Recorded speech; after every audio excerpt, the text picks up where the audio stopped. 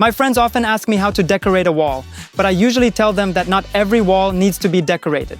In this video, we'll talk about wall decoration. I've gathered some unique wall decor ideas for you, as well as classic ones, so you can choose what suits you best. And I'll share tips on how to do it right for each example. Let's get started. You can highlight one wall, like painting the wall behind your bed in a dark color, and leave the rest of the walls white.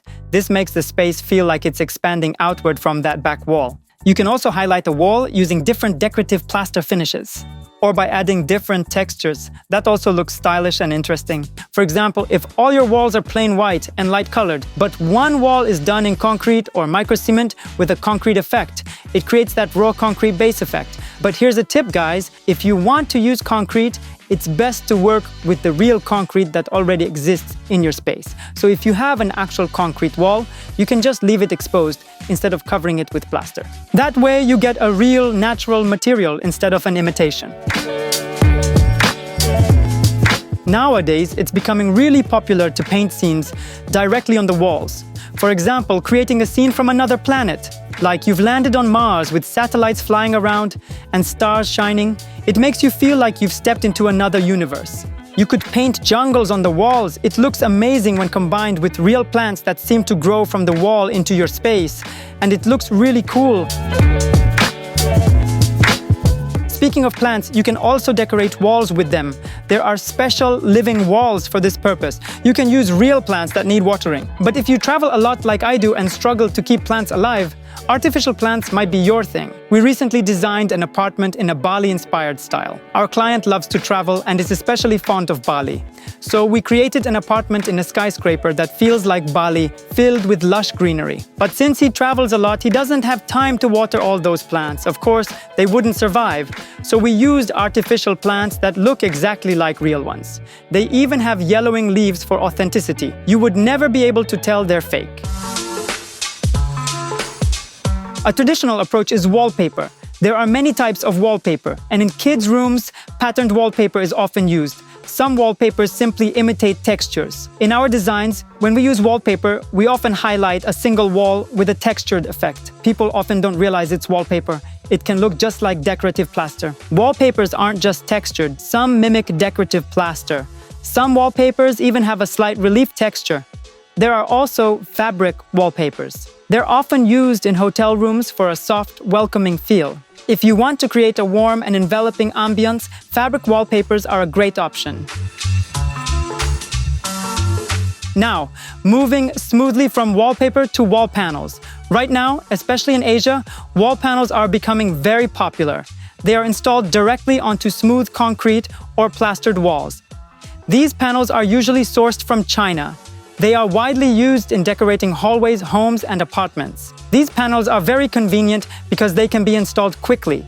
Plus, you don't have to wait for decorative plaster to dry. If you find this interesting, give it a like. That's the best reward for creating these videos. Let us know if there are any other topics you'd like us to cover, and we'll create more videos based on your requests. Gypsum panels. There are various gypsum panels that create different shapes and volumes using molds. These panels are installed on the wall, and the seams are plastered so that the panels are not visible. For example, I have a wall like this in my apartment. It creates a vertical rounded slat effect, but you can't tell it's made of panels. It looks really cool. These panels can have different textures and volumes. You can create horizontal, vertical, or even diagonal slats, or even wave-like patterns. This is another way to decorate a wall, and it will look stunning.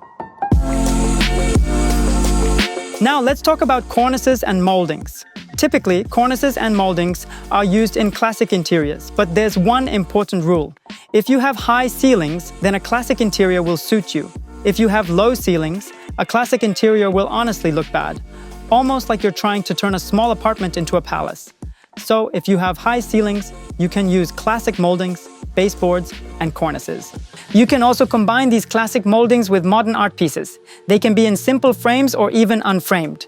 Modern artwork looks really cool against a classic wall. When it comes to wall art, try to use large format paintings because small ones tend to make the space feel cluttered. In many of our designs, we use large paintings and simply place them on the floor. Let me give you some ideas on how to use black and white frame photos in a more unique way. This has been an overused solution in many Scandinavian interiors, which have been going out of fashion for a while now. To make it more interesting, you can apply a color filter to the black and white photos. For example, tint them all in red, green or blue. This will create a very stylish and unique effect. By the way, you can decorate a wall not only with elements, but also with lighting. A great example is adding multicolored lighting. In the evening, you can switch between red, blue and green lighting to create a unique atmosphere in your home. Another great idea is decorating a wall with light and shadows. For example, we implemented this idea in our villa project on Bali, where we planted real greenery and placed colorful lights beneath the plants. When the lights shine, they cast really cool and unique shadows from the real leaves.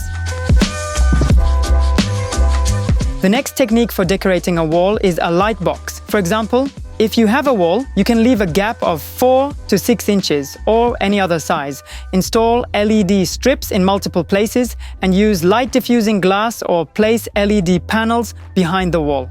This creates the effect of natural light shining through frosted glass. If you place objects like artificial plant leaves between the glass and the wall and use frosted glass, they will slightly touch the surface, creating a very interesting and unique effect. Since plants are a pretty common solution, I created a wall with spheres in my apartment. I used frosted glass, placed spheres attached to a mesh behind it, and installed an LED strip behind the mesh. You can change colors, making the entire wall glow.